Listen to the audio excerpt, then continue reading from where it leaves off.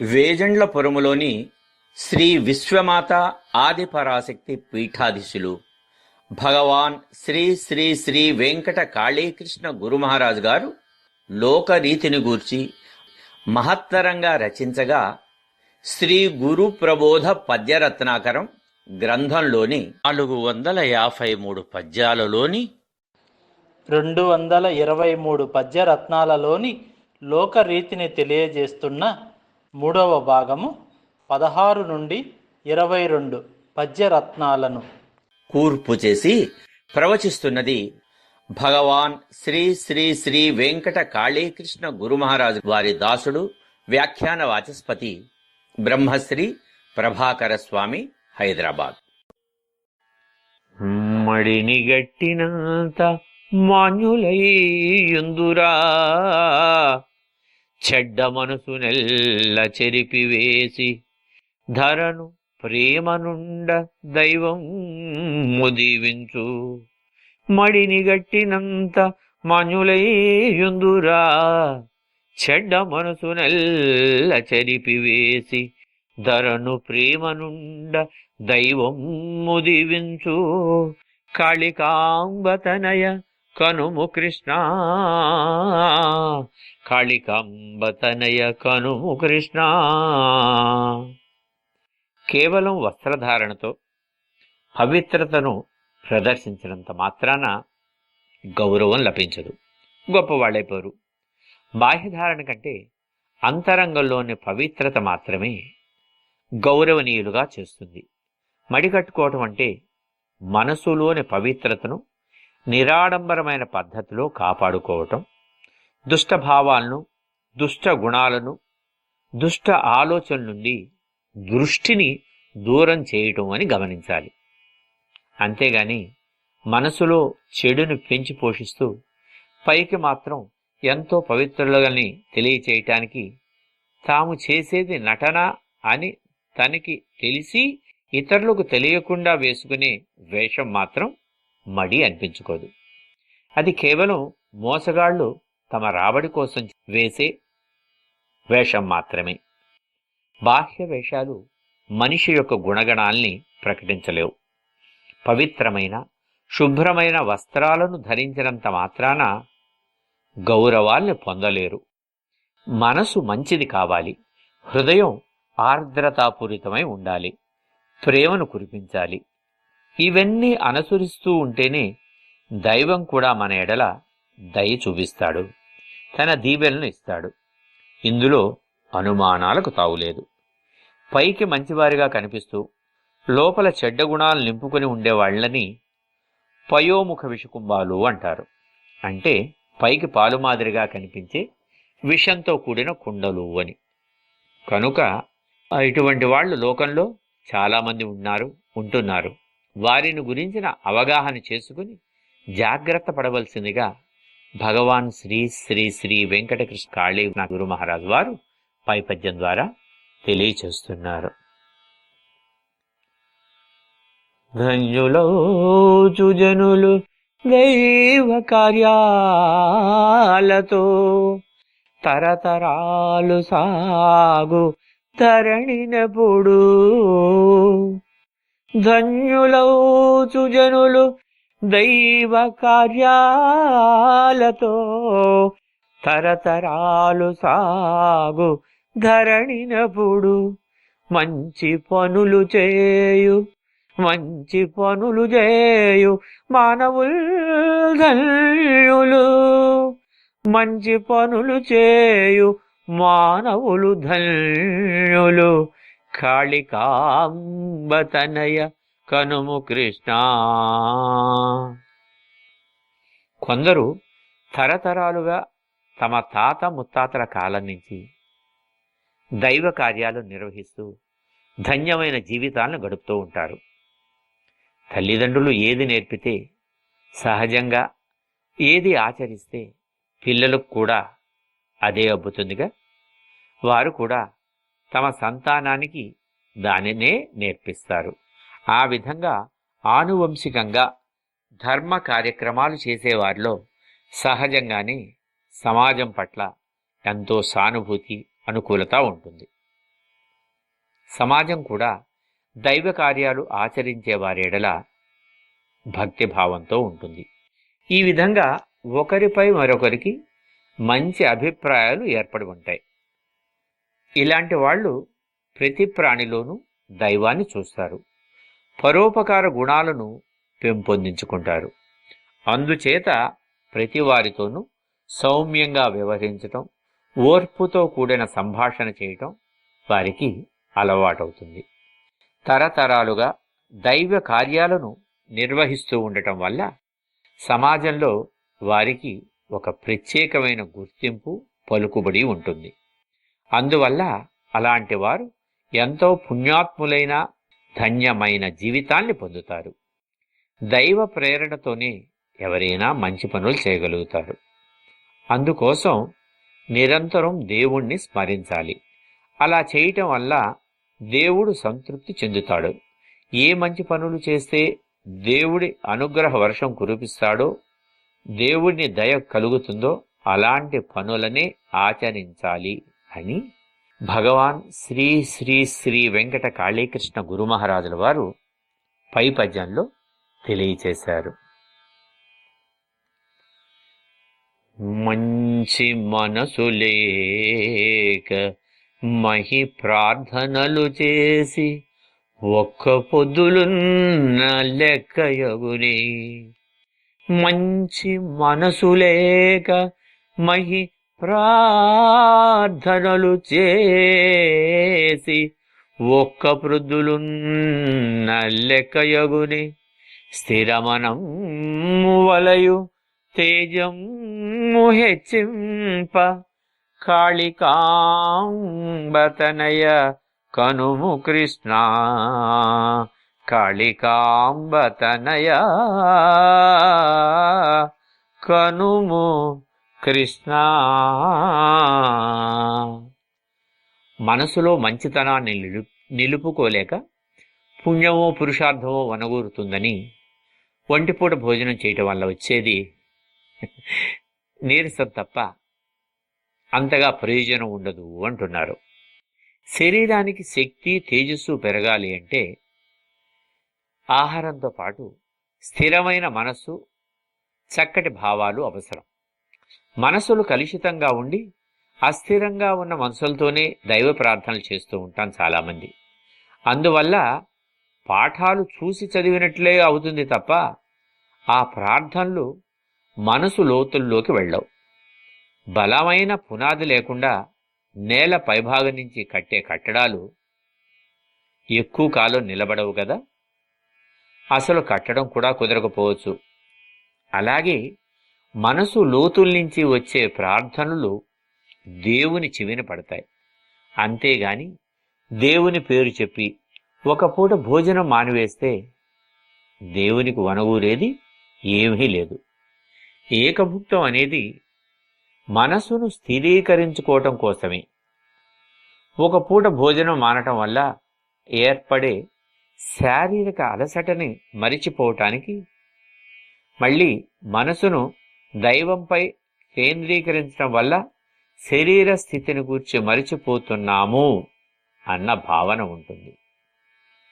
అందువల్ల మనసుకి తృప్తి కలుగుతుంది. అంతేగాని భోజనం మాని దృష్టిని దేవుడి మీద కాకుండా ఏమీ తినకపోతే ఉండగలమా, పాలైనా తీసుకుంటే పోతుందేమో, పళ్ళైనా తింటే మంచిదేమో, అబ్బో ఈ నీరసం తగ్గాలి అంటే రేపు మంచి భోజనం వండుకు తినాలి అంటూ మనసుని పరిపరి విధాలుగా ఆలోచింపచేస్తూ దేవుడి మీద మనసుని లగ్నం చేయకపోవటం మూలాన ఒక్క పొద్దు వల్ల, ఉపవాసం వల్ల, ఒంటి పూట వల్ల ఉపయోగం ఉండదు.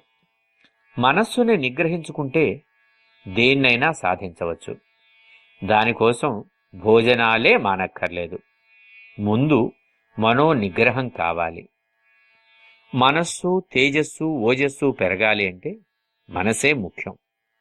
మనోనిగ్రహం, మనోనిబ్బరం ఉండటం వల్ల తలపెట్టిన పనులు అన్నీ సఫలవంతమవుతాయి అని పై పద్యంలో గురుదేవులు పూజ్య శ్రీ శ్రీ శ్రీ వెంకట కాళీకృష్ణుల వారు తెలియచేశారు. జాతకములనుచు చచ్చు మాటలు చెప్పి అన్ని తెలియుననుచు అజ్ఞులగుచు ముందు గతిని గనక మోసగించుచునుందురు. జాతకములనుచు చచ్చు మాటలు చెప్పి అన్ని తెలియుననుచు అజ్ఞులగుచు ముందు గతిని గనక మోసగించుచునుందురు. కాళికాంబతనయ కనుము కృష్ణ. జ్యోతిష్యం అంటే చాలా గొప్ప విద్య. భూత భవిష్యత్తులు తెలిపే విద్య. కాలచక్ర గమనాన్ని, కాలజ్ఞానాన్ని కూడా తెలియచేసే విశిష్టమైన విద్య. కానీ కొంతమంది అల్పజ్ఞులు జాతకాలు చెబుతామని ఇబ్బందులు పాలు అవుతున్న అమాయక ప్రజలను తమ మాటల నైపుణ్యంతో పనికిమాలిన మాటలు చెబుతూ ఉంటారు. తమకు అన్నీ తెలుసు అని చెప్పుకునే ఏమీ తెలియని అవివేకులు, అల్పజ్ఞులు వీరు. అన్నీ సక్రమంగా ఉండి జీవితాలు మంచిగా సాగుతున్నప్పుడు ఎవరూ జాతకాల జోలికి వెళ్లరు. కానీ జీవితంలో ఒడిదుడుకులు ఏర్పడి ఏ పని చేసినా కలిసి రానట్లు కనిపించటం, అనారోగ్యాలు, పిల్లలకు పెళ్లిళ్ళు, ఉద్యోగ సమస్యలు మొదలైన వాటి గురించి ముందుగా తెలుసుకోవాలనే ఆదుర్ద వలన చాలామంది జాతకాలు చెప్పేవాళ్ళని ఆశ్రయిస్తారు. నిజం చెప్పాలంటే సాధారణమైన జ్యోతిష్యులు అటువంటి వాటిల్లో చెప్పగలిగింది చాలా తక్కువ. మన పరిస్థితులను గమనిస్తూ మన ఇబ్బందుల్ని అంచనా వేస్తూ 4 రకాలుగా చెప్తారు. లోకంలో ప్రతి 4 సమస్యల్లో ఒక సమస్య తప్పకుండా ప్రతివారికి ఉంటుంది. అందువల్ల జ్యోతిష్యులు మన సమస్య చాలా చక్కగా చెప్పాడు కనుక ఈయన గొప్ప శక్తివంతుడు అని భ్రమించి ఆయన అడిగినవన్నీ సమర్పిస్తారు. అంటే 4 సమస్యలు అంటే సహజంగా మనం ఏ జ్యోతిష్యుడి దగ్గరికి వెళ్ళినా, లేదు సోది దగ్గరికి వెళ్ళినా, పామిస్ట్రీ అంటే చేయి చూసి చెప్పేవాళ్ళ దగ్గరికి వెళ్ళినా కొన్ని పడికట్టు పదాలు, కొన్ని పడికట్టు వాక్యాలు ఉంటాయి. మీకు నరఘోష ఎక్కువ ఉందండి అని చెబుతారు. అంటే ఇరుగు దృష్టి, పొరుగు దృష్టి, లేకపోతే మన నరుల యొక్క దృష్టి వల్ల దోషం కలిగిన నరఘోష. అవునండి, ఎక్కడికో మన ఊహ వెళ్ళిపోతుంది. ఫలానా మా చుట్టాల వాళ్ళదే ఈ దృష్టిపడి ఉంటుందండి, లేకపోతే మా ఎదురుకుండా వాళ్ళదే దృష్టిపడి ఉంటుందండి. ఇలా మీ కుటుంబంలో మీరు అనుకున్నట్టుగా జరగవండి. సహజంగా మరి అనుకున్నవన్నీ జరిగితే మానవుడే మాధవుడవుతాడుగా. ఇలా కొన్ని పడికట్టు పదాలు, కొన్ని పడికట్టు వాక్యాలతో కొద్దిమంది, అందరూ జ్యోతిష్యులు అలా కాదు, పండితులైనటువంటి వారు, దైవీ సాధనలలో ఉన్నటువంటి వారు, దివ్య మార్గంలో ఉన్నటువంటి వారు ఏవీ చూడక్కర్లేదు. వాళ్ళు ఒక్కసారి అలా మొహం చూడగానే వారికి స్థితి అంతా కూడా అవ్యక్తంలో వ్యక్తం అవుతుంది. కనుక ఇక్కడ మనం చెప్పుకునేది అల్పజ్ఞులైనటువంటి తక్కువ జ్ఞానం కలిగినటువంటి వారి గురించి మాత్రమే అనేది మనం గమనించుకోవాలి. కనుక ఈ బలహీనతల్ని జ్యోతిష్యులు చక్కగా సొమ్ము చేసుకునేందుకు ప్రయత్నం చేస్తారు. మోసాలు ఎన్నో రకాలుగా ఉంటాయి. కానీ వీరు మాత్రం ఎదటివారి జాతకాలను గురించి ఆశావహమైన రీతిలో చెబుతారు. వారికి మంచి భవిష్యత్తు ఉందని, తమకు సర్వం తెలుసునని తమ దగ్గరకు వచ్చిన వారికి అవి చెప్పి ఇవి చెప్పి నమ్మేస్తారు. జాతకాలు చెబుతామనే వాళ్ళు తమ జాతకాలు తాము తెలుసుకుని బాగుపడలేక ఎన్నో పాట్లు పట్టడం విచిత్రం. మనది కర్మభూమి కనుక ఇలాంటి జాతకాల పిచ్చి, వాటిని నమ్మటం అనేది ప్రజలలో బాగా నాటుకుపోయింది. కనుక ఎక్కువగా మోసగింపబడుతున్నారు. జ్యోతిష్యం అనేది గొప్ప విద్య. ఆ గొప్ప విద్యలో సాధన చేసి ఆ తర్వాత అనుభవాన్ని సంపాదించి ఎదుటివారికి మేలు చెయ్యాలి అనే యాటిట్యూడ్ ఉన్నవాళ్ళు చాలా తక్కువ మంది ఉన్నారు. కాబట్టి ఇందులో మనకి అందులో వర్తమాన పరిస్థితిలో మోసమే కనిపిస్తూ ఉంది. కనుక ఇలాంటి వారి పట్ల జాగ్రత్త వహించి తమ సాధనా మార్గంలో ఉన్న మంచి పండితులెవరో తెలుసుకుని అటువంటి వారిని ఆశ్రయించటం మంచిది అని పై పద్యంలో గురుదేవులు పూజ్య శ్రీ శ్రీ శ్రీ వెంకట కాళీకృష్ణ గురు మహారాజుల వారు జ్యోతిష్యాన్ని గురించి కొంచెం సూక్ష్మంగా తెలియచేశారు. వన్యప్రాణితతిని వధ చేయరాదని పలికినారు నాడే ప్రాజ్ఞులెల్లా. వన్యప్రాణితతిని వధ చేయరాదని పలికినారు నాడే ప్రాజ్ఞులెల్లా. సర్వజీవి ప్రేమ సంతోషమిచురా కాళికాంబతనయ కనుము కృష్ణ. వనాలలో అడవులలో స్వేచ్ఛగా తిరిగే జంతువుల్ని వేటాడకూడదు అని, చంపకూడదు అని మన పూర్వీకులు, పెద్దలు, విజ్ఞులు ఎప్పుడూ చెప్పారు. ఎందువల్లనంటే మానవులలాగానే వాటికి కూడా హాయిగా జీవించాలి అనే కోరిక ఉంటుంది. అందువల్లనే మనిషి కనిపించగానే అవి దూరంగా భయంతో పారిపోతాయి. అడవిలో ఎన్నో రకాల సాధారణమైన జంతువులు, అరుదైన జంతువులు, క్రూర జంతువులు, పక్షులు, కీటకాలు ఉంటాయి. వాటి లోకం అడవే. వాటిని ప్రత్యేకంగా ఎవరూ సంరక్షించవలసిన అవసరం లేదు. వాటి జీవనానికి అవసరమైనవన్నీ అడవిలోనే ఉన్నాయి. కాకపోతే మనం చేయవలసింది ఏమిటి అంటే స్వేచ్ఛగా సంచరించే ఆ వనప్రాణుల్ని, వన్యప్రాణుల్ని మన సరదా కోసరం, మన తోటాల తీట కోసరం వెంటబడి వాటిని హింసించి చంపి వేటాడకూడదు అనేది. ఈ వన్యమృగాల్ని చంపటానికి మానవులు అడవుల్లో ప్రవేశించడం వల్ల అరుదైన వన్యప్రాణి నశించిపోతుంది. ఒక క్రమ పద్ధతిలో అడవులను నరికివేయటం వల్ల అడవుల విస్తీర్ణము తగ్గిపోతుంది. ఫలితంగా పర్యావరణ సమతుల్యత దెబ్బతింటోంది. అడవుల విస్తీర్ణం పెరిగి దట్టంగా ఉంటే వర్షాలు ఎక్కువగా ఉంటాయి. వర్షాలు ఎక్కువగా ఉంటే పంటలు బాగా పండుతాయి.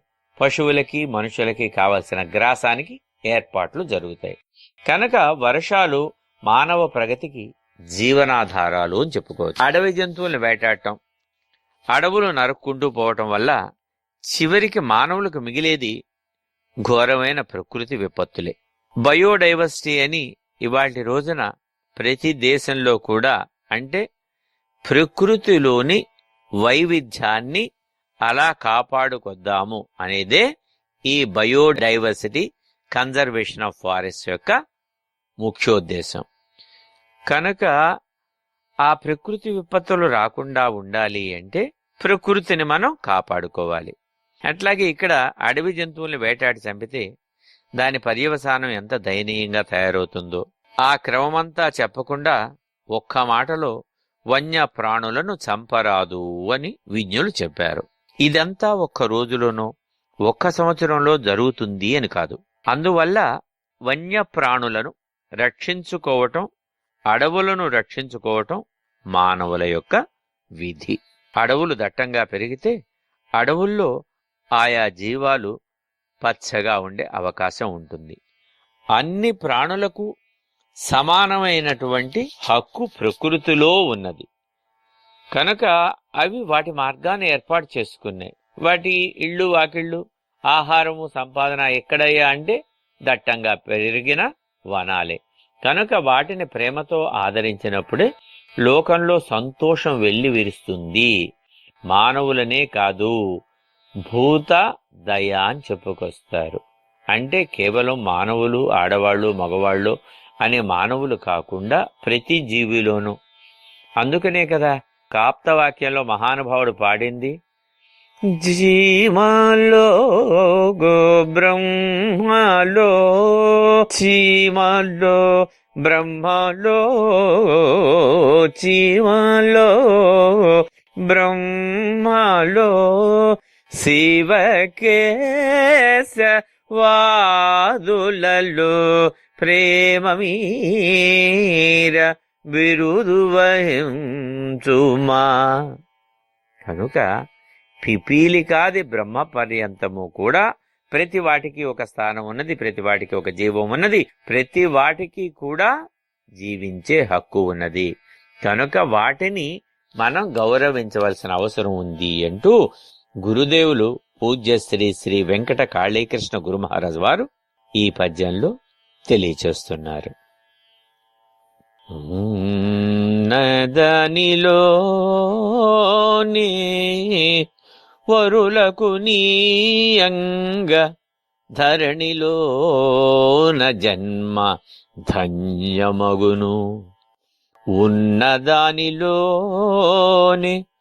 వరులకు నీయంగ ధరణిలోన జన్మ ధన్యమగును.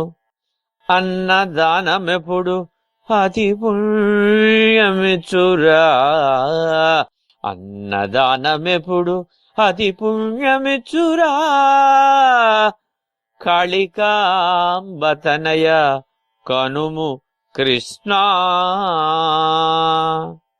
కష్టపడి సంపాదించిన దాంట్లో సాధ్యమైనంత మొత్తాన్ని లేని వారికి, ఇతరులకు దానం చేయటం వల్ల జన్మ ధన్యమవుతుంది. దానగుణం సహజంగా పెద్దల నుంచి సంక్రమిస్తుంది. పెద్దలు చేసే దానాలు, ధర్మాలు, ధార్మిక అవసరాల కోసం సంబంధించిన ఇతర త్యాగాలు వారి పిల్లలకు కూడా సహజంగానే అలవడతాయి. అందుకని ఒక చోట చెప్తారు ఆప్తవాక్యంలో, దానాన్ని దాతృత్వం అని కూడా అంటారు కదా. దాతృత్వం, ప్రియవక్తృత్వం, ధీరత్వం, ఉచితజ్ఞత, చత్వారా సహజగుణ అభ్యాసేన నలభ్యతి అని చెప్పుకొస్తుంది. అంటే ఈ దాతృత్వం అనేది కొంత జన్మతః సహజంగా వచ్చే లక్షణం. మంచి సంస్కారం ఉన్నవాళ్లకి, త్యాగగుణం ఉన్నవాళ్ళకి దానాలు విరివిగా చెయ్యాలి అనిపిస్తుంది. ఉన్నదాన్ని నలుగురితో పంచుకోవాలి అనిపిస్తుంది. ఈ ఉన్నదానిలోనే కొంత భాగం పొరుగు వారికి పెట్టాలనే ఆలోచన ఉండటం నిజంగా గొప్ప విషయం. తాము కష్టపడుతూ తమలాగే కష్టపడే వారిని గుర్తించి ఆదరించటం మానవతా లక్షణం. ఇలాంటి లక్షణాలు కొంతవరకు పరిసరాలలో నివసించే ఇతర ధార్మికులపైన, వారు ఆచరించే ధర్మ కార్యాలపైన చాలా వరకు ఆధారపడి ఉంటాయి. అందుకనే ఇంకొక చోట ఒక గీతంలో చెబుతారు, దానం ధర్మమి వేదాల నీతి సారం. దానం ధర్మమి వేదాల నీతి సారం. మీ దానం మీ ధర్మం నిరుపేదల జీవాధారం. దానం ధర్మమి వేదాల నీతి సారం. కనుక ఈ దాన ధర్మాలు అనేవి వేదకాలం నుంచి కూడా చెప్పినవి కనుక అది వేదసారమి అని మనం ఇక్కడ చెప్పుకునే ఆప్తవాక్యం. ఇతర ప్రభావాలు ఎలా ఉన్నా పుట్టుకతో వచ్చే గుణాలు సహజంగా ఎక్కడికి పోవు. ఎవరి జీవితాలు శాశ్వతం కాదనే విషయం తెలుసుకుని ఉన్నంతలో బ్రతికినంత కాలం మంచి అనిపించుకోవటానికి పాటుపడాలి. తోటివారి అవసరాలను గుర్తించి వారికి సహాయ సహకారాలు అందించాలి. అన్ని దానాల్లోకి అతి పుణ్యమైనది అన్నదానం. అన్నదానం చేస్తే పరమాత్మను తృప్తిపరిచినట్లే.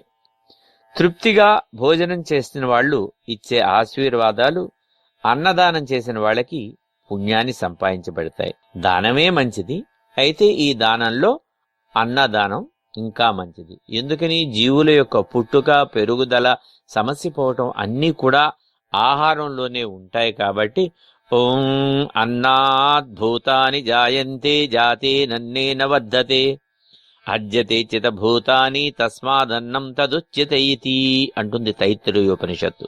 అంటే అన్ని జీవుల యొక్క పుట్టుక ఆహారం వల్లే, అన్ని జీవులు పెరిగేది కూడా ఆహారం వల్లే. అదే ఆహారాన్ని సరిగ్గా వినియోగించుకోకపోతే రోగాలు వచ్చేది సమసిపోయేది కూడా దానివల్లే అని చెబుతుంది. కనుకనే అన్నదానానికి అంత విశిష్టత మన వాళ్ళు చెప్పుకొచ్చారు. కాబట్టి జన్మ ధన్యం కావాలి అంటే తాము సంపాదించే దానిలో కొంచెమైనా ఏదో ఒక దాన రూపంలో వినియోగించాలి అని గురుదేవులు పూజ్య శ్రీ శ్రీ వెంకట కాళీకృష్ణ గురుదేవులు పై పద్యంలో తెలియచేస్తున్నారు. విద్యలెన్నో నేర్చి వేత్తలై వెలిగినన్ పెద్ద పదవులందు పేరులున్నా విద్యలెన్నో నేర్చి వేత్తలై వెలిగినన్ పెద్ద పదవులందు పేరులున్నా దైవ భక్తి లేక తరించునే జన్మ దైవ భక్తి లేక తరించునా జన్మ కాళికాంబతనయ కనుము కృష్ణ. ఎవరైనా ఎన్ని గొప్ప విద్యలు నేర్చినా విద్వాంసులుగా ప్రసిద్ధి పొందిన అర్హతల వల్ల పెద్ద పెద్ద పదవుల్ని పొంది పేరు ప్రఖ్యాతులు సంపాదించిన దైవభక్తి లేకపోతే జన్మకు సార్థకత లభించదు. ఒక మంచి వంటగాడు ఇంటికి వచ్చిన అతిథుల కోసం తేలిగ్గా తయారవుతుంది కదా అని పాయసం తయారు చేస్తున్నాడు. మధ్యలో యాలకుల పొడి వేసేసరికి గుమగుమలాడే వాసన పాయసానికి వచ్చింది. ఆ వాసనకి అతిథుల ముక్కులు కూడా ఎగబీల్చుకున్నారు. కొద్ది క్షణాల్లో గుమగుమలాడే పాయసం అతిథుల ముందుకు వచ్చింది. అతిథులు ఆ పాయసాన్ని చూసి దానిని గురించి చాలా ఎక్కువగా ఊహించుకుంటూ ఆస్వాదించడం కోసం కొంచెం నోట్లో పెట్టుకున్నారు. మరుక్షణం నోట్లో ఇమడక బయట ఉమ్మేశారు. కారణం, పాయసంలో చక్కెర గాని బెల్లం కాని కలపలేదు. తీపి లేకుండానే ఒట్టి పాలు, అన్నము, గుమగుమలాడే వేలక పొడి వేశారు. తయారు చేసేటప్పుడు చక్కని సువాసన వెదజల్లింది గనుక బెల్లంతో పనే ఉందిలే, తీపితో పనే ఉందిలే అని వంటగాడు కలపలేదు. కానీ ఎంత ప్రసిద్ధి వంటగాడైనా చేసింది తినలేకపోయారు. కారణం, అందులో మాధుర్యం లేదు. మాధుర్యం అంటే తీపి. అసలు తీపి లేకుంటే దాన్ని పాయసం అనరు కదా. ఆ మాధుర్యమే దేవుడి ఉనికి. జీవితానికి రసానుభూతిని, మాధుర్యాన్ని ఇచ్చేవాడు దేవుడే. అందువల్ల చదువులు, పాండిత్యం, పదవులు మానవులు బ్రతకటం కోసం వివిధ విధానాలు, వివిధ మార్గాలు మాత్రమే. ప్రవృత్తి భక్తి మార్గంలో దేవుని సేవించటం, అదే ప్రవృత్తి కావాలి. అప్పుడే జీవిత పరమార్థం నెరవేరుతుంది. ఆ పరమార్థంలోని మాధుర్యం అందుబాటులోకి వస్తుంది. దైవభక్తి లేని జీవితం అంటే సారం లేని జీవితాన్ని గడిపినట్టే, తీపి లేని పాయసాన్ని ఆస్వాదించినట్లే. అందుకే దైవభక్తి అవసరం. దైవభక్తి లేని వారి జీవితం దిక్సూచి లేని నావ లాంటిదని, ఎలాంటి గమ్యం ఉండదని గురుదేవులు పూజ్య శ్రీ శ్రీ శ్రీ వెంకట కాళీకృష్ణుల వారు పై పద్యంలో తెలియచేస్తున్నారు.